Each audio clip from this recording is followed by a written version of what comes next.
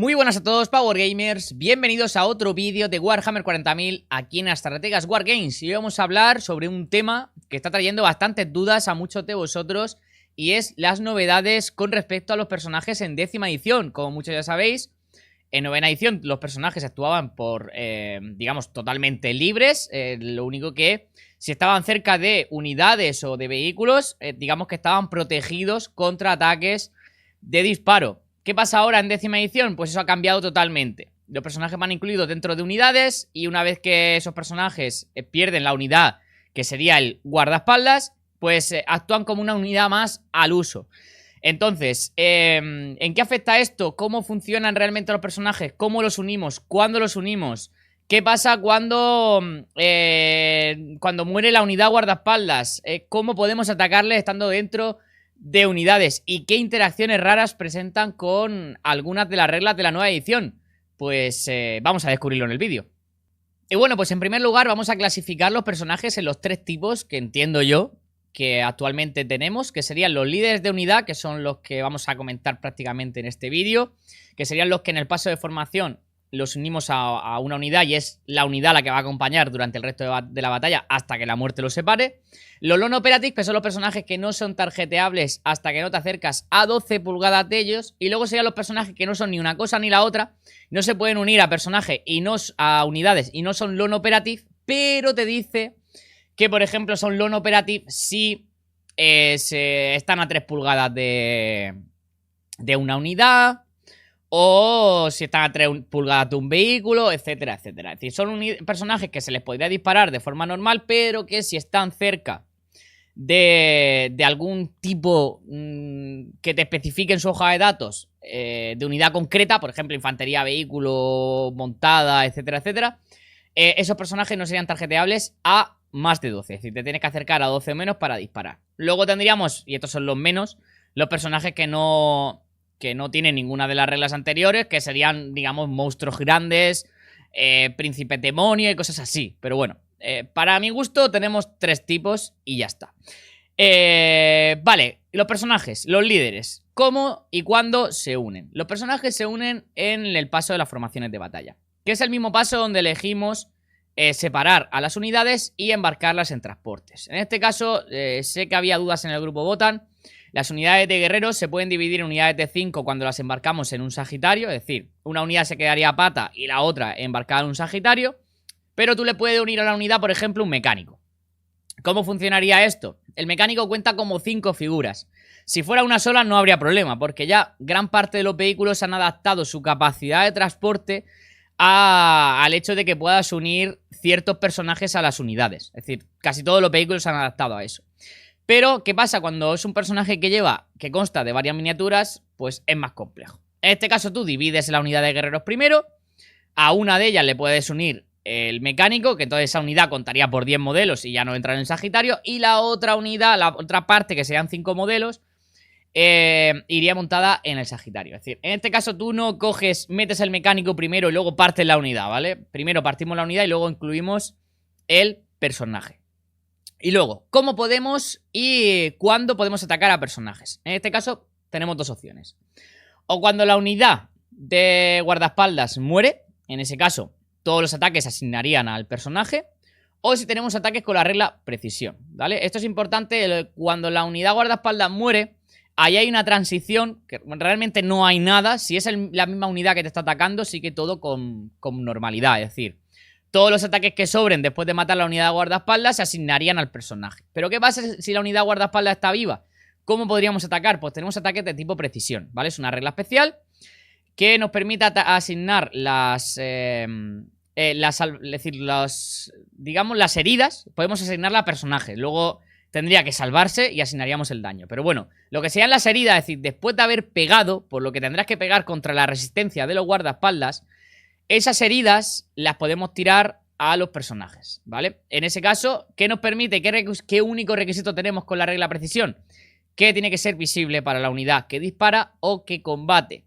Por lo que se puede dar el caso, en disparo puede pasar bastante fácil, que esté el personaje detrás de un muro y que la unidad esté fuera y entonces no le puedes asignar las heridas. Pero en combate es más raro, pero imaginaos que estéis pegando a través de una pared. y la pared no tiene nada que permita ver al personaje. Pues no puedes asignar las heridas, aunque estés no en contacto, pero sí a una pulgada del personaje, no puedes asignar las heridas porque no tiene línea de visión sobre él, ¿vale? Esto es importante que lo tengáis en cuenta. Y bueno, luego tenemos cómo cuenta o cuándo cuenta como que el personaje es una unidad separada. Realmente, a efectos prácticos, el personaje siempre es una unidad independiente, es decir, mientras que están los guardaespaldas vivos, está dentro de la unidad. Pero, por ejemplo, para misiones es una unidad más, es decir, si matas la unidad y el personaje contaría por 2. Pero, ¿cuál es la transición esa de estar con guardaespaldas y no? Básicamente sería cuando una unidad que termine de atacar, si ya ha matado la guardaespaldas, el personaje ya sí que ya contaría como una unidad independiente. ¿Por qué digo esto? Ya sabéis que el personaje, mientras que está liderando una unidad, tiene reglas especiales. Y mientras que está liderando una unidad, se utiliza la resistencia de la unidad guardaespaldas, ¿vale? Entonces, tú asignas los ataques antes de pegar y dices, todos los ataques van a esa unidad. Pues, aunque la unidad guardaespaldas muera y te sigan quedando ataques por tirar, esos ataques los tienes que tirar contra la resistencia de la unidad guardaespaldas y aplicaríamos todas las reglas de estar liderando dicha unidad, ¿vale? Suponemos, es como si todos los ataques los tiráramos a la vez. Entonces, no... Digamos que no hagáis, saquéis conclusiones raras de, no, ahora ha muerto, pues entonces ya hay que ir contra el personaje. No, no, te lo comes. Si tienes la unidad de neurogantes con el neurotirano y te están pegando 50 ataques y con 30 ya te han matado a los neurogantes, los otros 20 ataques te los seguirían tirando contra la R3 de los neurogantes. ¿Es injusto? Sí, pero había que hacerlo de alguna manera. Entonces, esa transición la verdad que está un poco mal, pero tampoco se me ocurre una forma sencilla de poder hacerla. Y bueno, ¿qué beneficios y qué contras tenemos de tener un personaje en la unidad? En este caso, el personaje, como podéis ver en pantalla, tenemos aquí el bibliotecario primaris. La unidad ganaría por el simple hecho de estar liderando la unidad. Sabéis que aquí en la parte de habilidades hay algunas habilidades que te dice, mientras este personaje lidera una unidad, la unidad tiene X cosas. En este caso el personaje da no hay dolor del 4 y además invulnerable del 4, ¿vale? El no hay dolor del 4 lo da contra ataques psíquicos. En este caso ganaríamos dichas habilidades mientras que la unidad esté viva. Ya sabéis que ya he explicado en el paso anterior cómo funciona el hecho de ya deja de estar la unidad, ¿vale? Hasta que la unidad muere, él y la unidad tendrían estas habilidades y además podemos usar el liderazgo de él para los chequeos de liderazgo y Battle Shock. Decir también que cuando un personaje lo unes a una unidad, todas las claves, las que tenemos abajo, la parte inferior de la hoja de datos, pasarían a formar parte de la unidad, ¿vale? Y esto va a ser importante porque va a significar que vamos a tener bastantes contras, ¿no? Que es el siguiente apartado del vídeo. En los contras, básicamente tú al incluir un personaje en la unidad gana la clave personaje. No son personajes, pero ganan la clave. En este caso, por ejemplo, por meter un psíquico ganan la clave psíquico. ¿Qué pasa con esto? Hay ciertas habilidades que te dice que contra unidades personaje repites para impactar y herir, o repites para impactar, o que tienes anti-psíquico 4 más, por ejemplo. En este caso, pues toda la unidad contaría como que tiene dichas claves, por lo que ciertas habilidades pueden suponer digamos, un contra bastante grande, porque las pueden emplear contra esa unidad. Sobre todo, en este caso, el antipsíquico afectaría bastante si incluye bibliotecario. Entonces, no sé, tengo que ver un poquito más cómo va avanzando la edición, si estos, el rollo bibliotecario y tal, se ven en unidades. Pero decir eso, que no todo es oro, obviamente, tiene sus pegas, pero en general ganas más de lo que pierdes, ¿vale? Eso sí que es verdad que es importante. Y ya pues como último matiz tendríamos en habilidades básicas, ¿vale? El core, que sería, como estáis viendo aquí en el Teniente Phobos, hay ciertas habilidades que están en el apartado core. Esas habilidades no se pasarían a la unidad. Y esto es importante porque si tú unes estos personajes con clave avanzadilla, despliegue rápido, infiltradores, a una unidad que no lo tiene, no puedes usar esas habilidades. Porque si os vais al apartado de reglas especiales en el reglamento y leéis, por ejemplo, despliegue rápido, infiltradores o avanzadilla, te dice que todos los modelos de la unidad tienen que tener dicha habilidad para poder utilizarla. Entonces, esas habilidades, digamos que las perdemos. Entonces, bueno, eso es aquí un contra que si llegan a hacer que ciertas unidades puedan darle esas habilidades a unidades que de normal no, habría sido un bufo bastante importante. Y ya para despedir el vídeo vamos a ir con unas preguntas bastante interesantes que nos ha hecho Adolfo esta mañana desde el grupo del Patreon, que si no estás en Patreon, chicos, no sé qué estáis esperando para meterse allí, porque tenemos mucho contenido extra y además tenemos nuestro grupillo de WhatsApp que funciona bastante bien para resolver dudas y poder comentar todo por ahí, además de, bueno, participar en el contenido del canal. Nos comenta, a ver, ya sabéis que las reglas, habilidades, estratagemas se pueden utilizar sobre unidades que están fuera de la mesa. Es decir, yo puedo coger y tirar una estratagema a una unidad que está en reserva y que va a salir en ese turno para que se beneficie de esa estratagema o esa habilidad, ¿vale?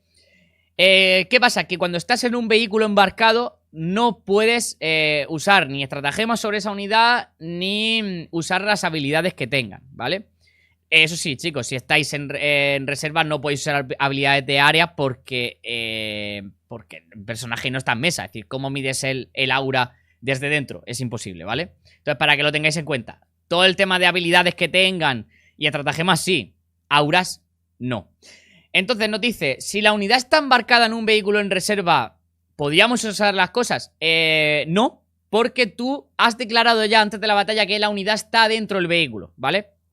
Si la unidad estuviera fuera del vehículo y cuando vas a sacarla de la reserva, digamos que estuviera embarcada, no habría problema. Pero tú ya estás declarando que va a ir embarcada en ese transporte en el paso de formaciones de batalla. Por lo que no podemos declarar estratagemas sobre esa unidad ni usar sus habilidades. Y luego tendríamos otra más que nos dice que cuando una unidad desembarca de un vehículo que ha venido de reservas, sí podríamos cargar. Y en este caso no se puede, porque ya sabéis que de hecho solo el Land Rider, creo recordar, no sé, algún vehículo más, tú puedes desembarcar de un vehículo que ha movido, ¿vale? La cápsula de desembarco cae, ha movido, pero tú puedes desembarcar. El problema que tienes, no puedes cargar porque la cápsula de desembarco no tiene la habilidad rampa de asalto. Entonces, si desembarcas de un vehículo, no puedes cargar si el vehículo ya ha movido. La cápsula ha movido, no puedes cargar. ¿De qué vehículo sí podríamos cargar? Tú puedes dejar un Land Rider en reserva o que caiga por DR, algunos ejércitos podrían hacerlo. Sales, desembarcas y como el Land Rider tiene la habilidad de vehículo de asalto, rampa de asalto, podríamos declarar carga con dicha unidad, pero una cápsula de desembarco no. Entonces, bueno, esto es importante que lo tengáis en cuenta. Y dicho esto, utilizar este vídeo, chicos, para plantear dudas. Próximo vídeo, oye, pues me gustaría que hablaras de esto, esto y esto. Lo podéis plantear en comentarios, yo iré recopilando información, intentaremos hacer vídeos cortitos, rollo 15 minutos, para resolver estas cosas. Yo creo que ha quedado bastante completo. Si ha quedado alguna cosa más que tengáis una duda y queráis comentarlo, pues me lo decís por ahí por comentarios y lo hablamos. Así que pues nada, chicos, ya sabéis, suscribiros al canal, comentar, dejáis vuestro pedazo de likeazo por ahí abajo y nos vemos en el próximo vídeo. Hasta la próxima, Power Gamers.